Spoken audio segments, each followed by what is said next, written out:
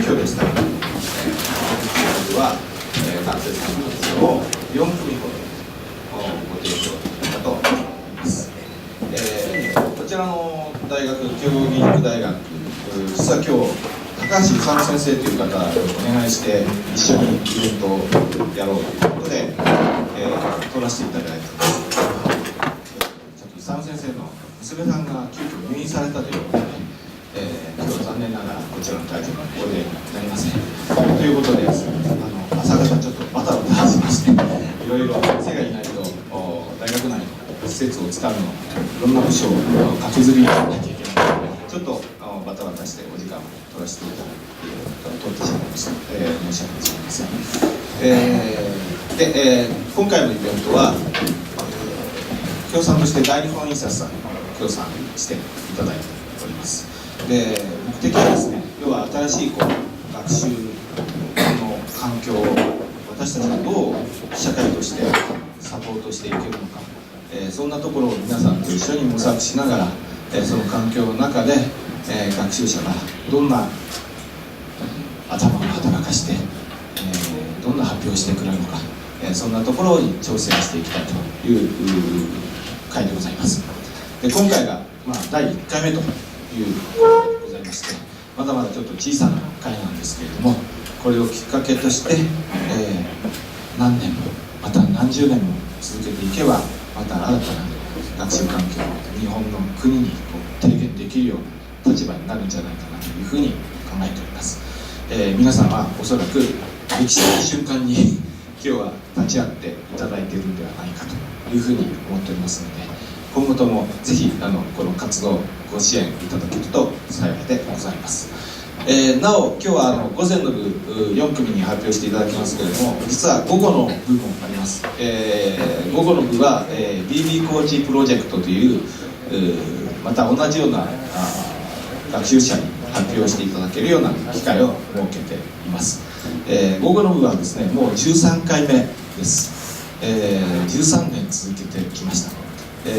実はその午後の部が、オリジナルのバージョンなんですけれども、午後の部はもう何でも自由っていう形にしてますので、英語で発表していただいてもいいんですけれども、日本語で発表していただいてもいいということの縛りのないコンテストです。しかも学習者が何の指導も受けずに、逆に言うとですね、先生にこれやりなさいあれやりなさいということではなくて、学習者自らが何か課題を探し出して、そこに対して自分たちの意見を入れて発表していくというような学習環境を作り込んでおります。ぜひお時間のある方、午後もぜひ残っていただいて、ご観覧いただければと思います。で、午後の部はそうやって自由があるんですけど、ちょっと午前中の部は今回はちょっとランクを上げてますんで、ちょっと参加者も少ないのかもしれないんですけれども、いろいろ私どももいろんな学校さん、また生徒さんに当たって参加してくださいということで、当たりましたが、今日は最終的に優秀な生徒さんたちが集まっていただいたということで、英語で多分発表していただけるんじゃないかと思いますので、ちょっと期待したいと思います。こちらも課題はこちらから投げていません。自分たちで課題を探し出してくださいということをお伝えしています。それともう一つ条件としては、今日クリエイティブリンクさん来られてますけれども、フランスの AFP 通信社、こちらのコンテンツを活用して、要は一流のメディアが使っているコンテンツですね、テレビ局とか新聞社とかそういったところでも流れているコンテンツ、それを自ら学習者たちが、使って何ができるか、またそこをヒントとしてどんなことを考えていただけるのかということに挑戦していただいております。もう一つ、この活動の中で、午前中も午後も同じなんですけれども、私どもの活動は、学習の過程を特に重視しています。まだまだ学習の過程の記録を残すっていう癖が、この国ではなかなか残っていないんですけれども、そこをなんとかつけてもらいたいということで、学習ログをつけるアプリを実はマーケットいたしました。でそれもぜひ使ってみていただいて、どんなことになるのかという一つの実験の場でもあります。実は学習のこの部分っていうのは非常に大切なものになると思うんですね。特にデジタルで残ったログっていうのはこれから世の中を変えていく可能性があります。その世の中を変えていく可能性のあるデータを学習者自らが作り出していくっていうのは実は社会貢献にもなりますし、または今後の自らの学習環境を変えていくきっかけの基礎データになるかと思います。そんなような時代に私たちは生きているんだということもちょっと実感していただきながら、ぜひ今後も新しい学習環境を皆さんと一緒に作り上げていきたいと思います。それでは早速発表の方に移らさせていただきたいと思います。じゃあ第1組の方をまず最初にお願いしたいと思います。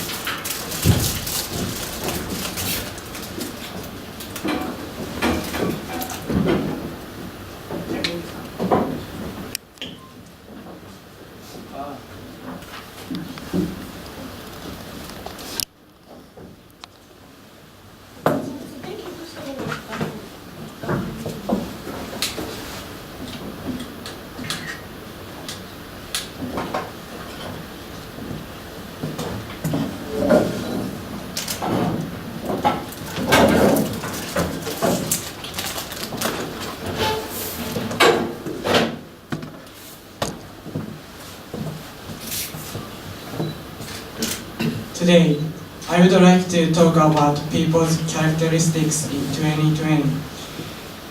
In Japanese, there is a word called wa. Wa means cooperating with all people, regardless of generation. These days are very antisocial and mentally cannot go to school. The reason behind this is because people are not recognized with their identity and get bullied at school. In my opinion, this problem is going on because there is a problem with Japanese educational systems. In Japanese education, what is considered very important. In Japanese school events such as a sports day, all grades must perform a dance. The school chorus club have to perform a song. In all these events, one must be performed. If what rule isn't obvious, the events won't succeed.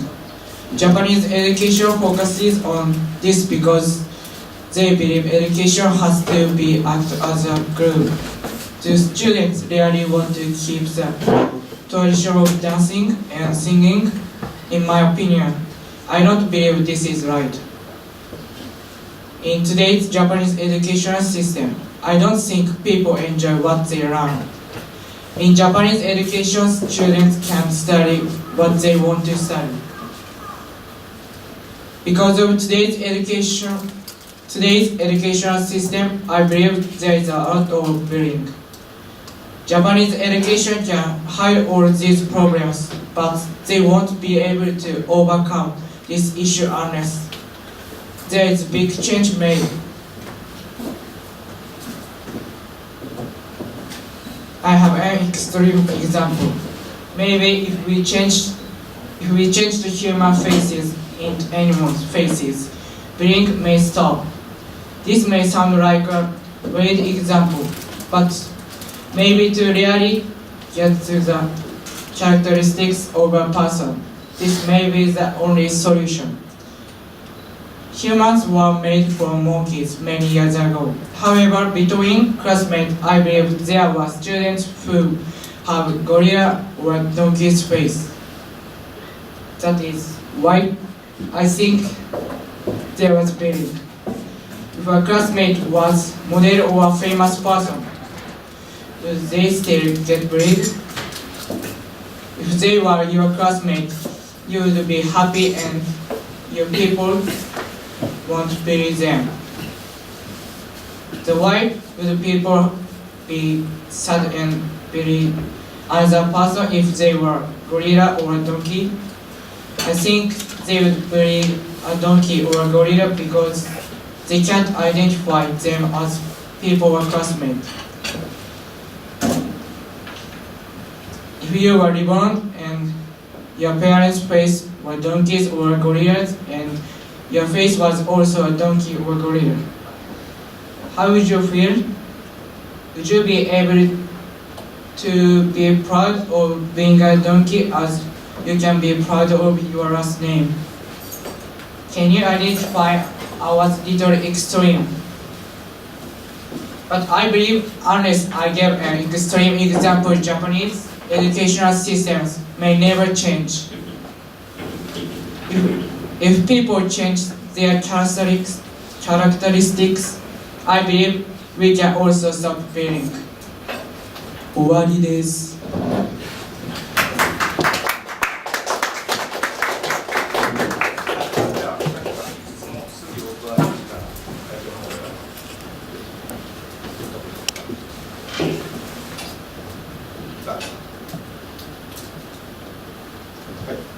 What kind of education system enables one to understand other people who have different opinions?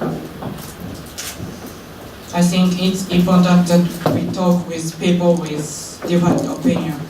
It's important in school there is debating classes. 以上。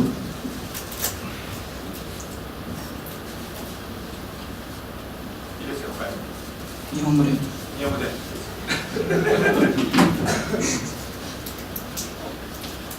はい。なんでこのプレゼンテーションをこのテーマを選んだんですか？はい。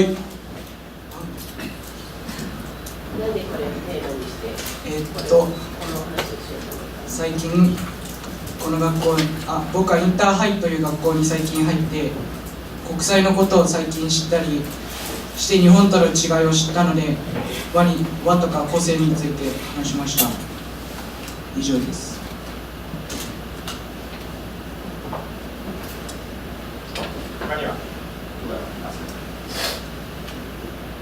はい。その教育っていう側面からいじめっていうのをすることが確かにできると思うんですけど、その教育っていう側面以外からでいじめっていうのをなくそうとするっていうことができると思います。はい、できると思います。教育以外からですよね。はい。普段の生活から日本人の子供の時の教育から考え方を変えることでいじめはなくせると思います。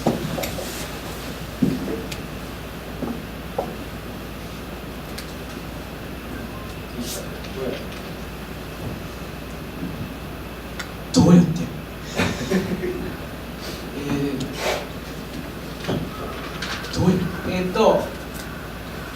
優しい心を持ちましょう。はい。小さい頃から人に優しくしましょう。でね、英語で質問してもいいか分かんなくなっちゃうと思うんだけど、例えば教育によっていじめをなくそうって考えてるんだけど、教育って言ったら広いじゃん。はい。でしょ？教育始まるのに何歳から？ 3歳。だっけ？幼稚園から。だよね。もっとは保育園から始まるよ。だよね。で、義務教育終わって、それが高校まで行ってね。で、大学あるよね。どのレベルで一番介入すれば効果が出るの？幼稚園から小学校で何も分かってない時に分からせます。データある？はい。データある？ないです。ないよね。実はヘックマンってノーベル賞の学者はもうそれはもうやってるんだよ、実は。調べてるとシカゴ大学の先生がノーベル賞取るのそのデータが実は子供の頃に介入しておくと後々の方の教育に沈めなくなるからデータが審査されてる。はい、調べてみます。はい。日本語で聞きますけど、日本のいじめと日本以外の国のいじめ、これちょっと抽象的すぎて申し訳ないんですけど、なんかこう違いに気がついたりとかすることはありますか？すみません。海外のいじめを僕知りません。はい。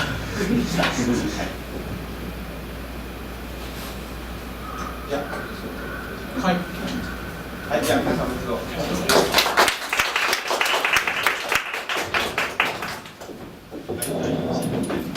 話でした。今ちょっと出ましたけど、東京インターハイスクールっていう学校があります。バーチャルスクールで日本にいながらにしてアメリカの高校の卒業単位を、インターネットを通じて学習をしていくという学校です、実は私が作りました今ちょっとスピンアップしてるんですけど、私が作った学校です。そこから今日は2チーム来ています、ではじゃあ2番目の発表の方2番目はこれはですね、大阪から今日は来てくれました、千里国際という学校ですね、高校生です、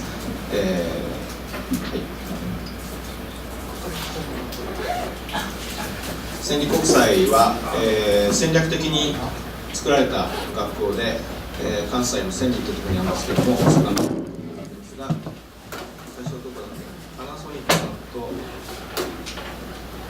さんのどっかが出資して、新しい学校を作ろうということで作られた学校で、校舎全体の半分にはですね、半分は実はインターナショナルスクールがやられています。で、半分は一般の日常校やられている。で、授業が実はある一定のところだけ交互にやられていらっしゃるという学校で、彼の先生は、ダッタ・シャミ先生という先生で、前回2月の27日に私たちがイベントを開いた時の講演者でいらっしゃいます、そこで習っている生徒さん、今日は発表していただけるということで、大阪から来ていただきました。じゃあよろしくお願いします。So now I'd like to start with my presentation. I'm going to predict South Sudan in 2020. So to begin with, South Sudan is the newest sovereign state from 2011. It is in the middle of Africa. They gained independence from the country called Sudan, and now they're below Sudan. And in this country, from 2013, a civil war had emerged in this country. This civil war had started from their president, Salva Kiir, who was from the ethnic group called the Dinka people, fired the vice president, who was from a Nuer people, from the ethnic group called the Nuer people, and this political squabble escalated into a big civil war that is still going on right now. And in this civil war, there are more than 600,000 people who are displaced from the country. And 2/3 of the people, of the population, has their relatives, one of their relatives died. So it is currently in a really devastating state, and yes, so now, and when we predict on South Sudan in 2020, there are things that we cannot change in 5 years. There are mainly four things. One is that South Sudan is going to be economically underdeveloped. This is because their first priority now is to actually finish the war and preventing any more escalation of the war. So it is really difficult for them to actually economically flourish in 5 years. Secondly, infrastructure. This is obviously this is really difficult for them as well, because if they don't have their economy developed, infrastructure is pretty difficult to actually be developed. The third is that they are still going to have lack of national identity. There are hundreds of ethnic groups in South Sudan and more than 50 languages spoken in one country. It's very difficult for them to change their identities and have a related national identity they can really relate, and changing people's identities obviously really difficult. You can't really change someone's beliefs or cultures, so this is something that we cannot change in 5 years. Fourth is local traditional conflicts. It is possible for us to actually finish the big war that's going on right now. However, it is difficult to stop the small squabbles, fights, ethnic conflicts that goes on, because, like I said, there are many ethnic groups and they have many different values, which causes small conflicts every day.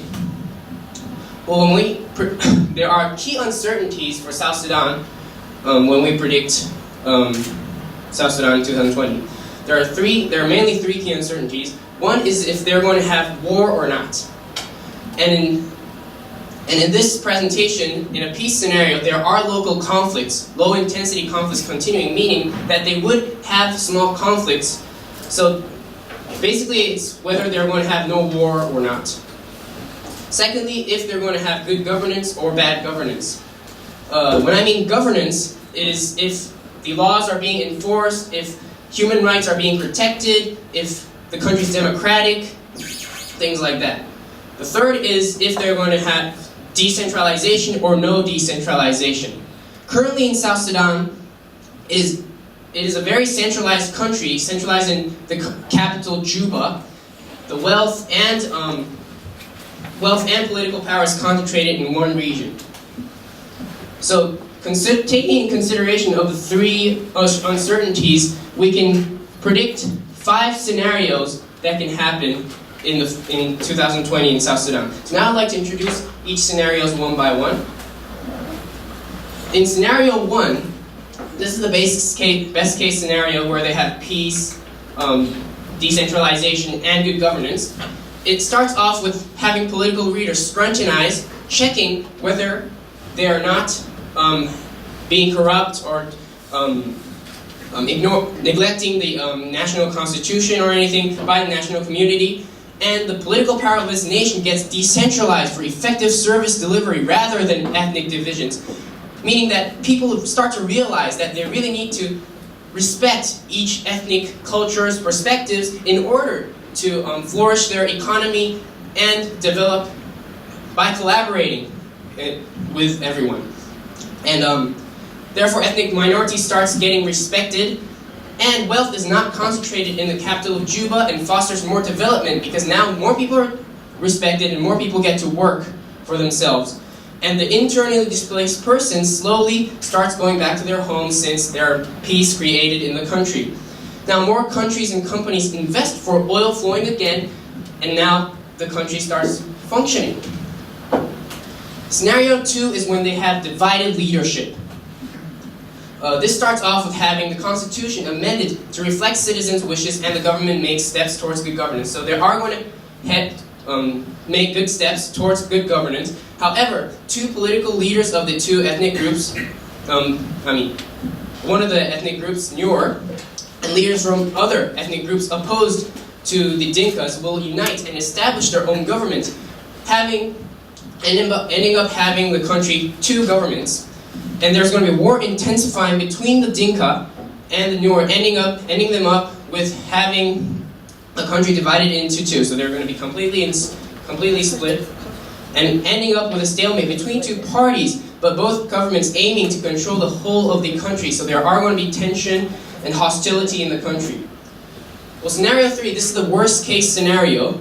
This is where the government collapses, leaving the country lacking any form of national governance system. So basically, they're not going to have a government.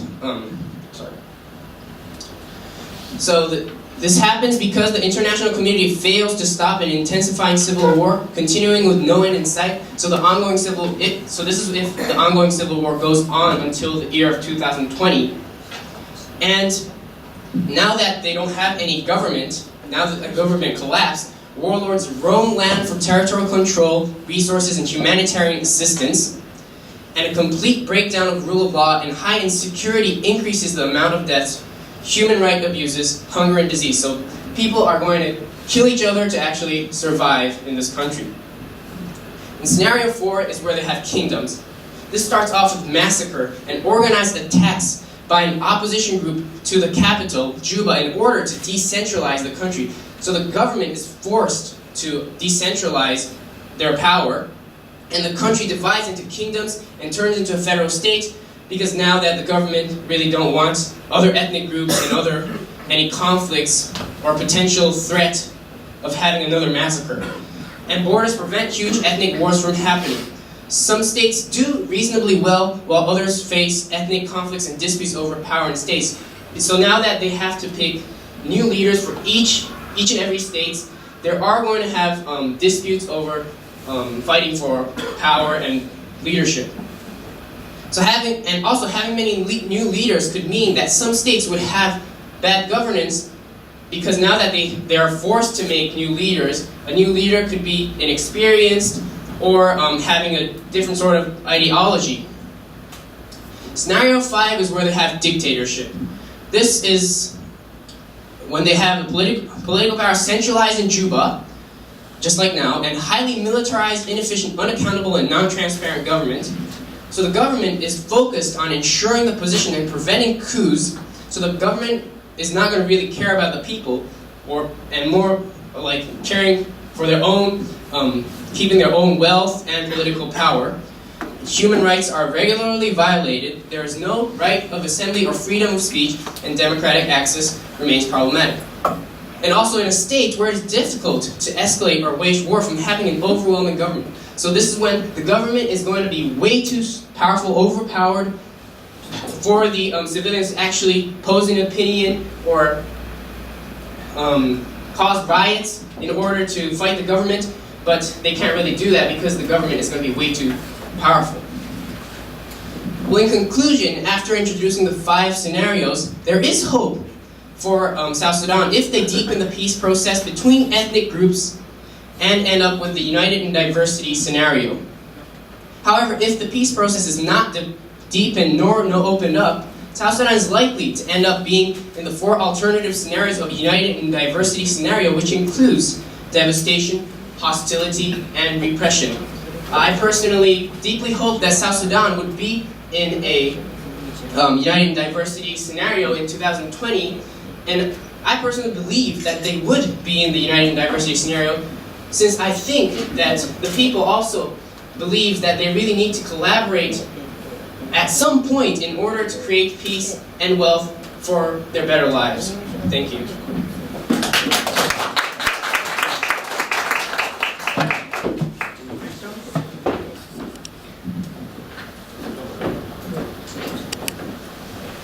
Why did you choose South Sudan? I'm in an MUN team. It's like a Model United Nations team, and you represent countries in conferences and you discuss on like international like problems, issues. And I represented South Sudan in the last conference, and I've realized that South Sudan is really in a devastating state. Maybe the second country that is in a devastating state next to like Syria or something. And also this scenario analysis was published in January, where it was after the conference, so I was really interested in this scenario analysis, the prediction, so therefore I choose this topic. Thank you.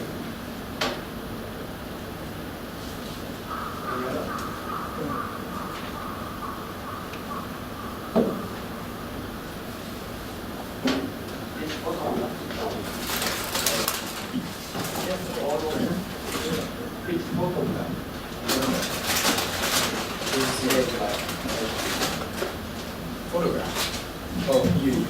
Oh, I didn't really use the photograph from AFP, but I used AFP for basically the general information, the statistics that I've introduced in the first parts of the presentation.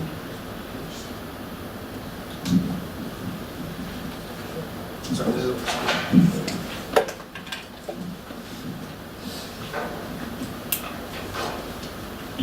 So all the scenarios you brought up were based on what you have seen before, like from the book or something that was announced? Oh yes, it was. I've took the scenarios from the report written by this think tank team, and yeah. 日本語でもいいですか？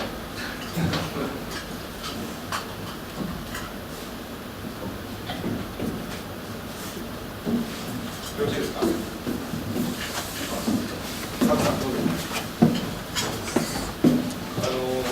文字情報を聞いたら参考にしたという中のよろしいですか？じゃあもう一度拍手をお願いします。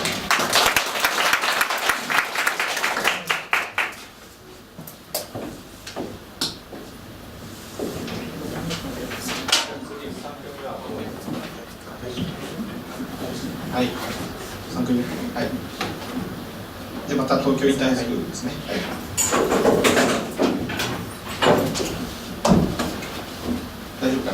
大丈夫です。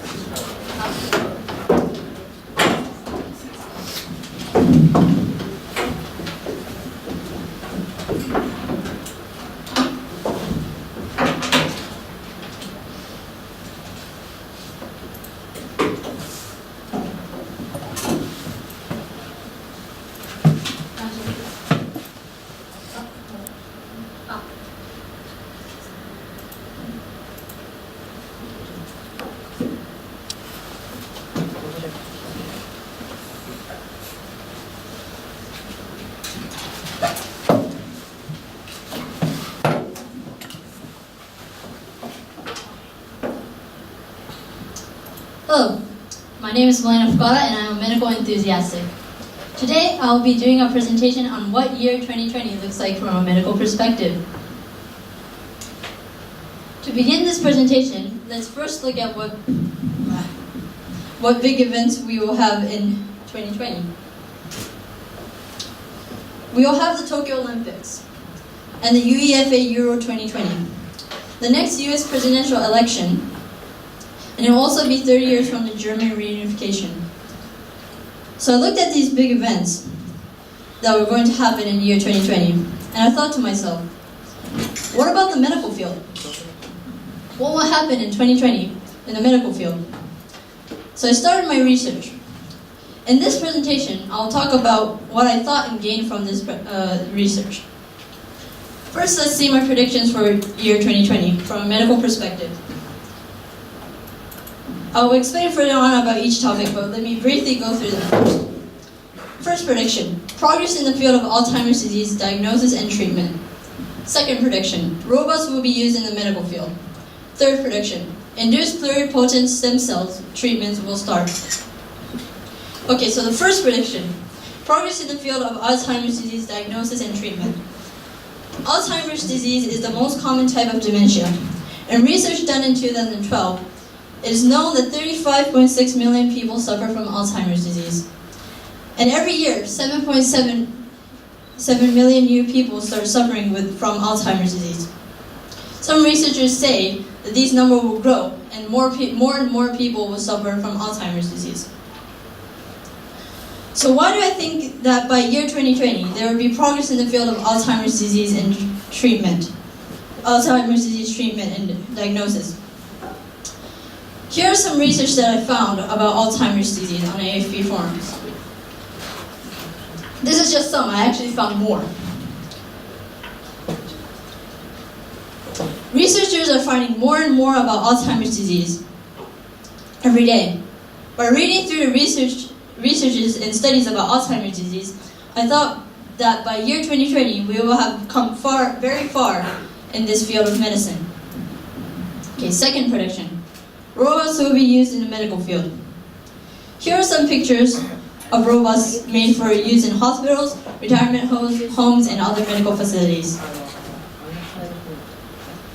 The picture on the left is a picture of a robot suit that assists caregivers when holding or moving a patient's body. The picture on the right is a nursing care robot called Reman. Both pictures are about a demonstration of holding a patient. Robots such as these robots in the pictures are currently in the process of demonstration and experiment.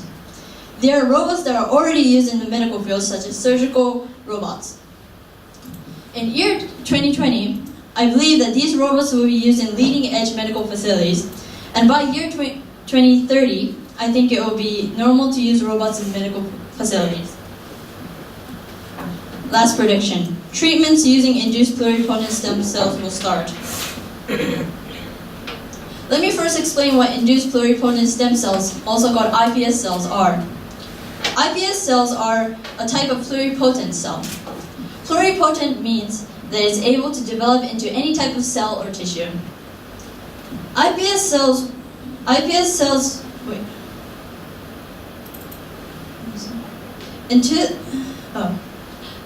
are created by introducing a specific gene into a somatic cell. In 2012, Shinya Yamanaka and John Gurdon received the Nobel Prize for their studies about cell programming and iPS cells. Since when Shinya Yamanaka started to study about iPS cells, people, especially in the medical field, are very interested in iPS cells. Researchers are finding that iPS cells can be used for treatments in transplants and spinal cord injuries.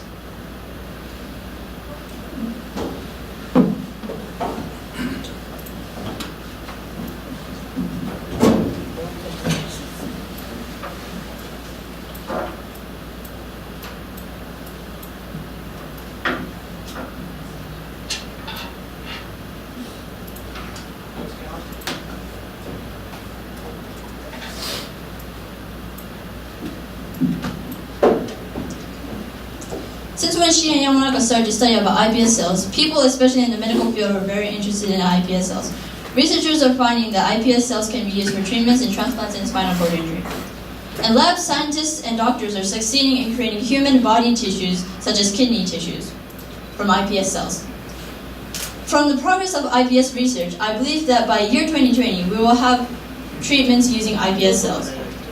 I believe that year 2020 will be a year of progress and improvement in the medical field, and I hope to participate in making this possible. Thank you.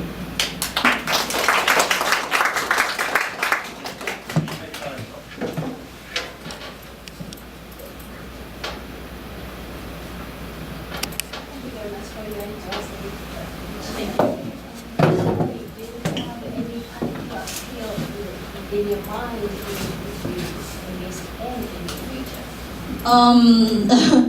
By year 2020, I am planning to go to college, and in my college, I want to research more about medicine, and I hope that what I can do right now is to present things like this to people, and people will know more about medicine. And I think in that way I can participate in making year 2020 a big year for medicine. Thank you very much. Thank you. 薬剤師いや、医者は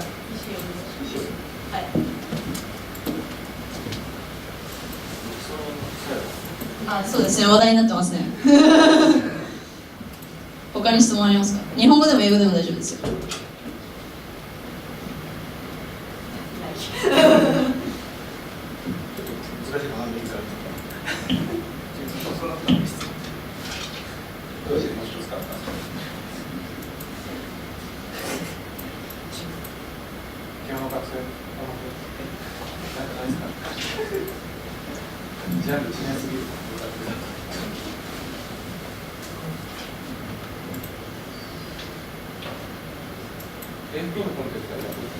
はい、写真とかも AFP から撮りまして、数字とかも AFP から撮りました。で、基本的にリサーチは AFP で行いました。はい。プレゼンテーションすごくうまくね、まとまったと思うんですはい。が、普段企業っていうとプレゼンテーションする機会ってたくさん基本的に、プレゼンテーションできるときはやろうと思ってます。はい。私の学校は、成果物という形で自分の学習を紹介するんですが、その成果物の中でもプレゼンテーションを使っているものもあります。ちなみに TEDx Youth at Tokyo ってやつでもプレゼンしたことあります。はい。よろしいでしょうか。はい、じゃあどうもありがとうございます。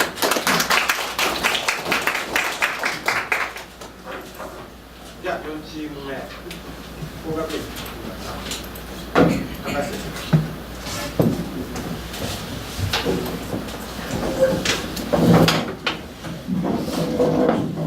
はい、高橋和也先生。高橋先生、ちょっとご紹介しておきます。これはなんかグローバルティーチャーズプライズだっけ、それで世界でベスト10まで選ばれてドバイに行って5000人の前で演説をしてきたという経験のある、これからの日本を背負うグローバルな先生がいらっしゃる、そこで習っている生徒さんがこれから発表していただけるということで期待しましょう。こちらの学校は入学時に全員 iPad を交わされるようで、全員 iPad 持ってるんですね。ですよね、高橋先生。ということで、今日は iPad を使って、のプレゼンテーションだと思います。で、インターナショナルの生徒ですか、一般の普通の生徒ですか、一般の生徒が英語で発表する。英語だっけ、日本語だっけ、英語です。英語で発表するということで期待しました。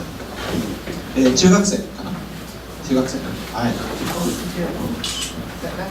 中学生が頑張ります。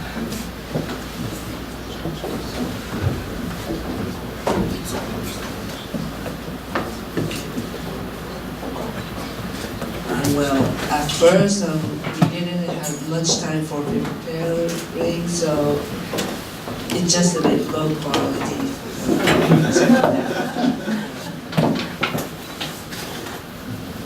So today we'll think about 2020 and our presentation is all about using internet for the hospital.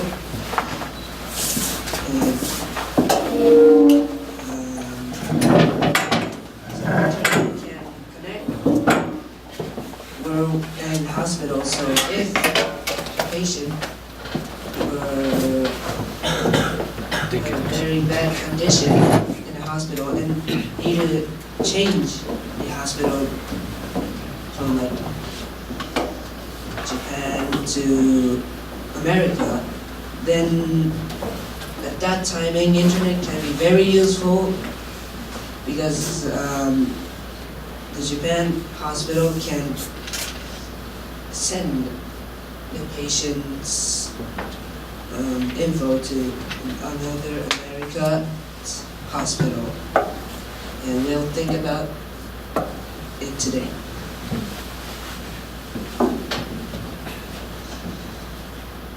We often put internet to a practical use, and internet is very useful if we think for useful ways. We only just use internet for what we want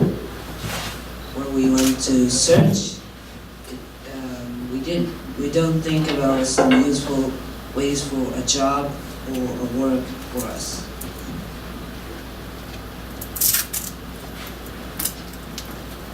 So I think we will show the videos.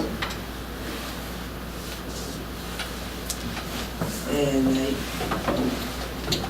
I think it is very short for a presentation, but we'll start showing our videos. Please wait for a second.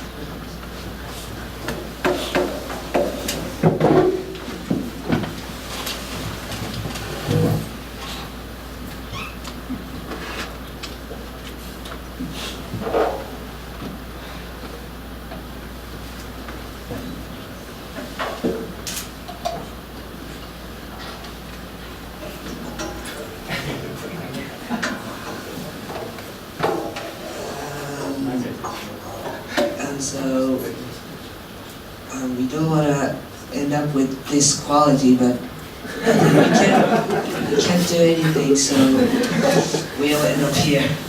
Thanks for listening.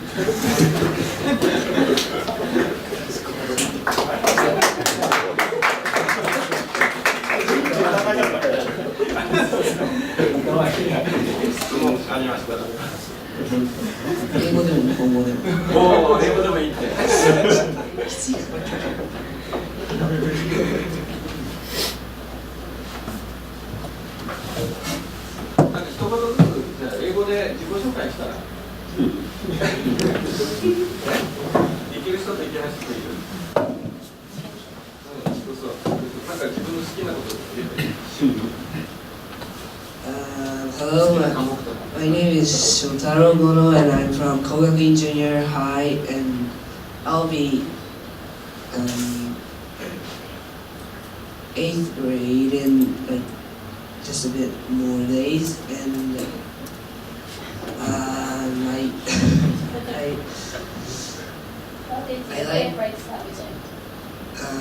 like science and mathematics, and I love using iPad for a lesson with Mr. Takahashi and English. And Kogakuin's school life is very fun. These are my friends. 日本語でもいいです。後で高橋先生怒られる。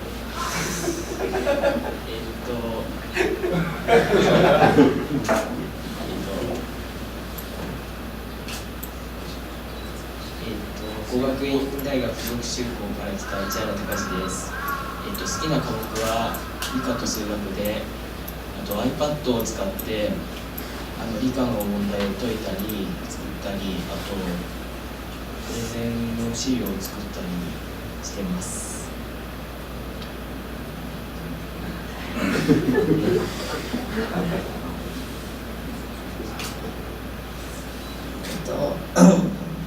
工学院大学附属中学校から来た秋田晴美です。よく漢字から見て晴美って呼ばれちゃうんですけど、晴海です。なん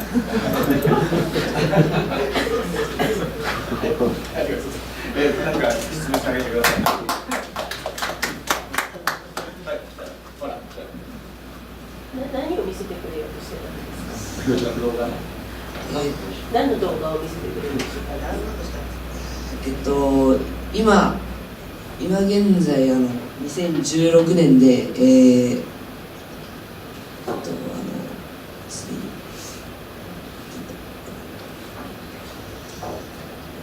使用段階というよりか実際に使われているインターネットと病院の関係の例とかを見せようとしたんですけど、データが飛んじゃった感じ。そこには何が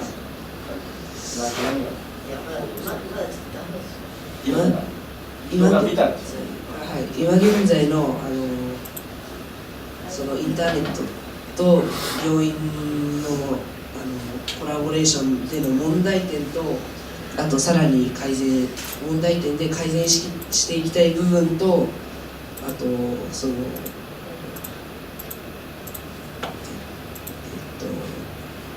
いい部分、そのカルテをいちいちなんか別の階とか大きな総合病院とかだと結構看護婦さんとかカルテを運びに走り回ってたりするので、それをなくすためにインターネットでそのパソコン上でカルテを見たりしたりするのと、あとたまにデータの問題だとかがその2020年に向けて改善していくことが動画には載っているんですが、電子カルテ電子カルテとかなんです。その他には、電子カルテのはい、あと介護、あとケアロボットとか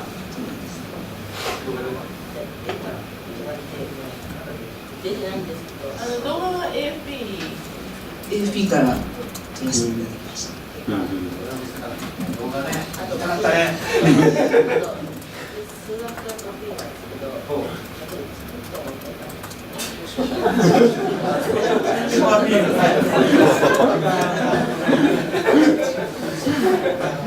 自己紹介付けに来てるつもりがデータがちょっといいですか、なかなか見つからなくて、やっと今さっき見つかったんですね。ちょっと結構なものが法則です。これ上三角形と下三角形が上三角形の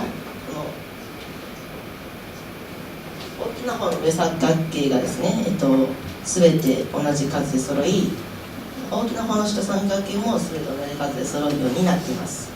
これ相当な難問なんで、数学の先生ですらなかなかできなくて断念したんです。一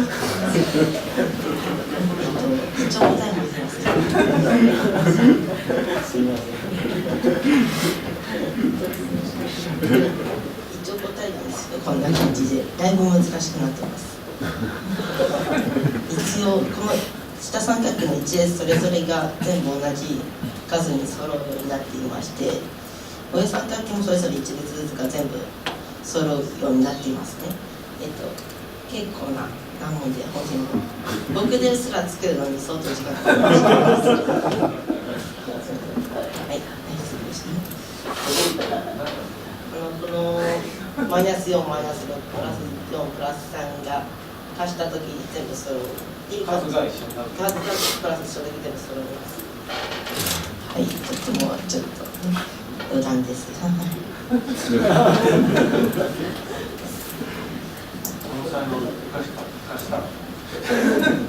彼は今ローカルで結構ラズベリーパイプやってるんです。リラックスとかやるんです。いいね。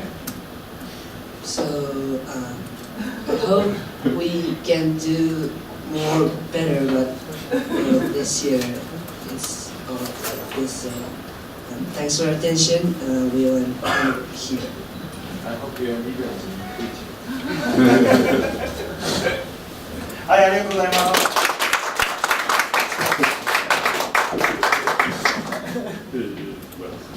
じゃあちょっと時間あるんで、先生方指導されてぜひ前に。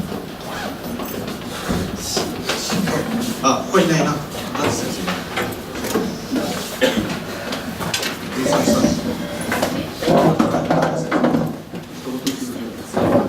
この学習に可能性があるかどうかのコメントだけちょっと言っておけば。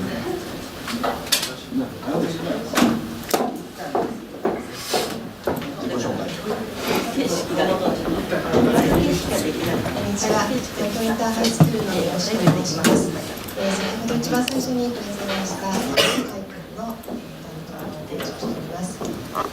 指導というほどのことは何もしておらず、見てるとものすごく個性的な子なので、海君のことをちょっと申しますと、アイスホッケーをやっておりまして、千葉の優勝もしたチームに、ちょっと小さい方ながらすごくパワフルなお子さんで、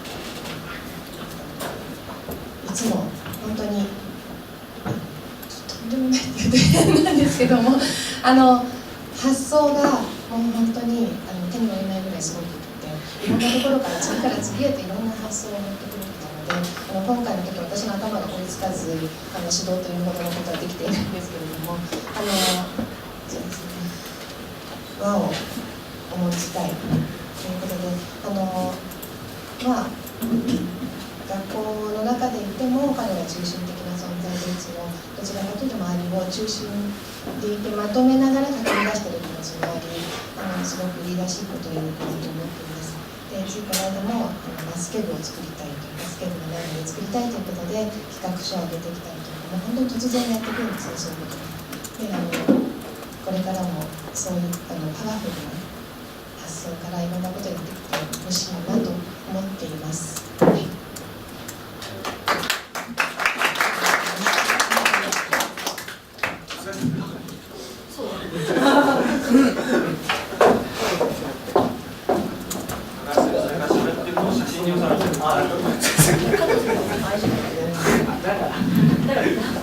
こんにちは、高橋です。ちょっと生徒には申し訳ないことをしたなと思いました。本当に全部丸投げで、僕一切やれって言ってないんですけども、実はこれを始めたのがこの前、23日で、終業式の日にちょっと集まって、今度26にやるからって3日前に始めて、で、AFP 登録したら昨日ぐらいで、それでこれパスワード使って勝手にやってくださいみたいなのやってて、でそれで生徒がやってきたんですけど、まあ、基本的になんでこんなことできたのかというと、うちの学校ほぼ全部プレゼンテーションなので、だから生徒100回ぐらいもプレゼンテーションしてるから、プレゼントがこういう作るとすぐできるんで、全然問題ないと思うし、例えば今、ここで話したこうの部分は僕のインターのクラスでずっと話したんですけども、基本的にほぼ英語の授業なんですけども、ほぼね、プロジェクトベースラーニングやってるので、なんかトピックがあったら必ずトピックで映像を作ったりとかして、まあ、今回のやつとか国際平和映像祭7月に映像を作ったりとかしたんで、その時に使えるかなとか思ったりしたんで、まあ、こういうふうな活用ももっとうまくできる。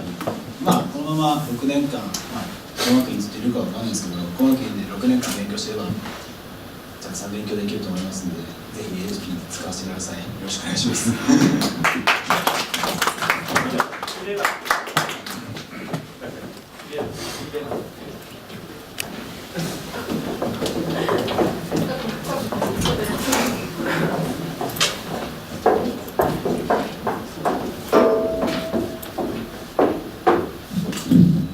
私も先ほどの三好同様、東京インターハイスクールで学習コーチとして働いています。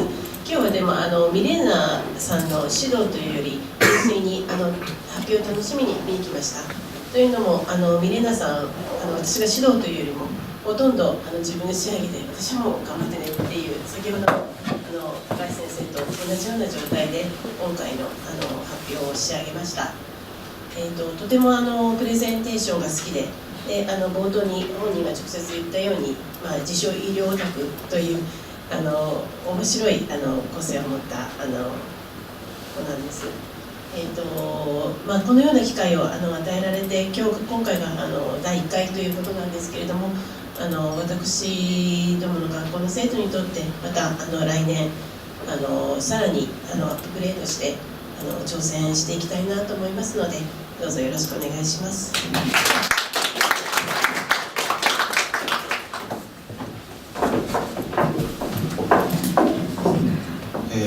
次回なんですね。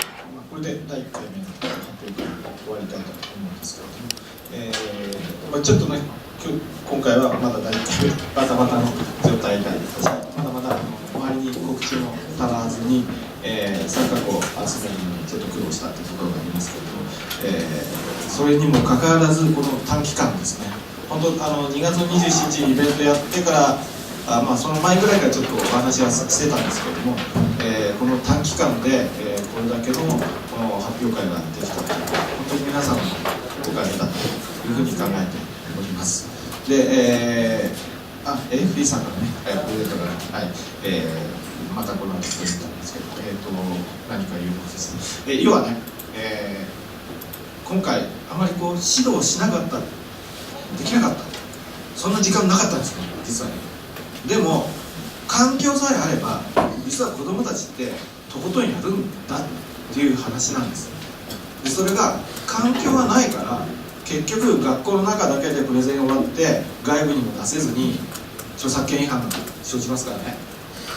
今回の全部出せますよね。はっきり言うとね FP のものを使ってるわけだから全部外に出せるわけです。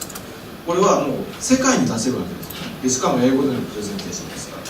だから子どもたちがすぐに世界につながるわけです。でこの環境っていうのを本当は学校は整備しなきゃいけないと僕は考えています。でしかもかつこの最後の発表だけとりあえずやっつけでやればいいんじゃないっていう話じゃないんです。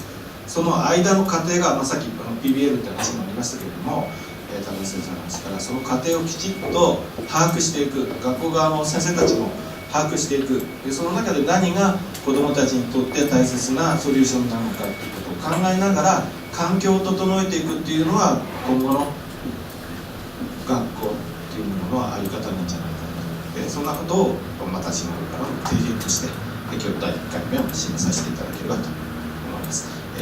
いろいろ、1年後って話ありますけど、実は僕の頭の中では半年後ぐらいにもう一回やりたいなと半期に1回ぐらいこういう機会があってもいいんじゃないかな。そういったところに大人の人たち、企業の人たちから応援があって、その環境をみんなで一緒に作っていくなんてことが一つのムーブメントになっていければなというふうに考えております。じゃあ AFP さんの方からじゃあ事務局の方からのプレゼント、この2つありますんで、もらってない生徒さん、また参加者の方でもお時間あげますんで、大人の方でも結構です。メガネ拭きのようなものと、ペンと、持って帰ってください。で AFP さんの方からも素晴らしいものが出てきますね。皆さん非常にいい作揃いで、大学生のプレゼンテーションって何回も見てるんです。それになんか匹敵するような楽しかったです。こちらAFP 特製のボールペンです。非売品で AFP というロゴが入ってまして、パーカーかシェーファーもどきの香港製のものを皆さんにこちらに差し上げます。じゃあこちらちょっとじゃあ入り口でじゃあ後ほどそれと、今日事務局の方からこの出場賞というのをちょっと作りました。ぜひ大学進学の時とかのなんか入試の時にね使ってこれで入ったっていうのを大々的に言っていただけるとこの回もまた盛り上がるかもしれませんので、そんなことでお使いいただければと思います。一人ずつじゃあちょっとじゃあみんな発表した人前に来てもらおうかな。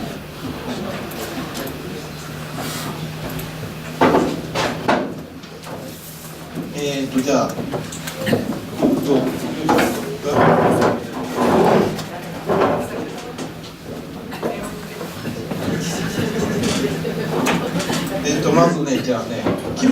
甲斐木本さん、所持だと思います。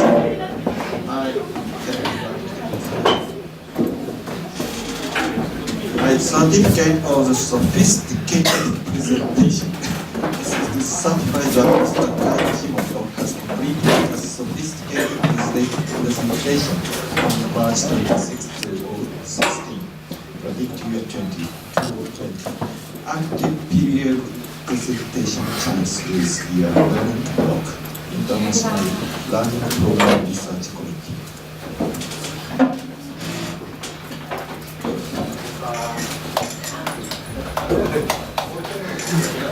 これもじゃあ一緒にやりましょう。はい。はい。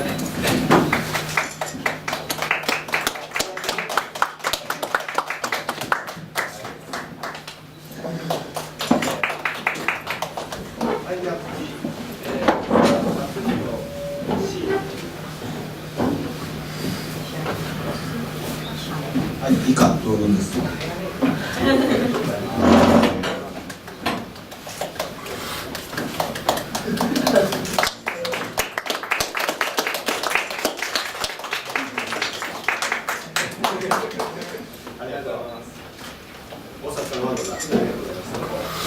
はい、じゃあ、みんな、皆さん。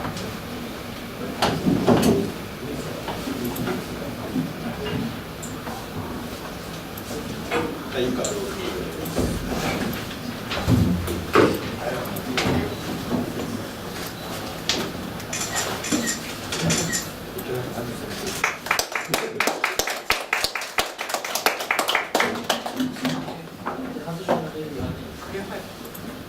はい、3人。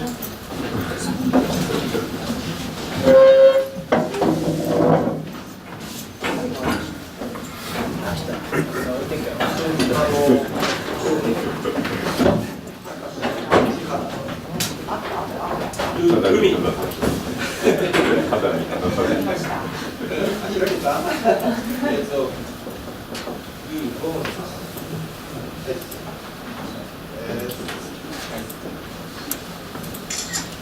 はい、違いますね。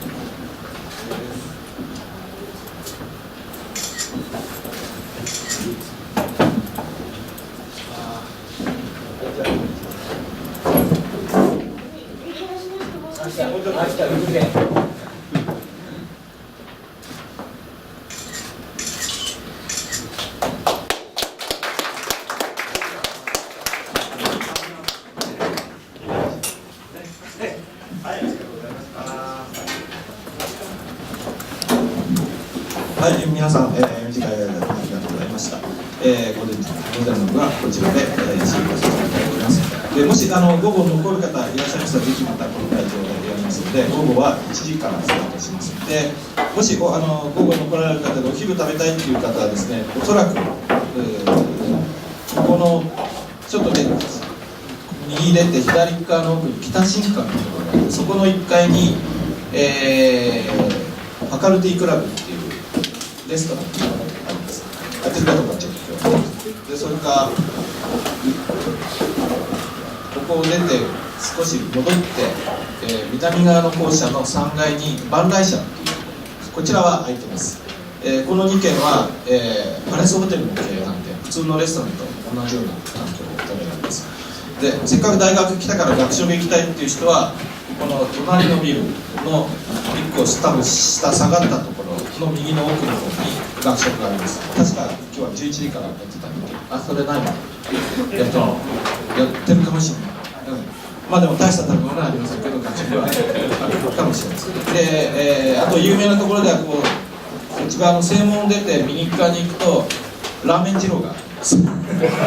ラーメン二郎食べれば京王線ラーメン二郎ちょっと行列があるので戻ってこれなくなるかもしれない。あとは、三田の方に行く途中に山通りっていうので、そこに商店街がたくさんありますので、そこにはレストランがたくさんあります。あと参加者の方と、審査員の方にはお弁当をご用意してますので、万来社の方に、向かっていただければと思います。それでは皆さんどうも今日は朝から集まっていただきましてありがとうございました。また次回お集まりいただくことを期待しております。ありがとうございました。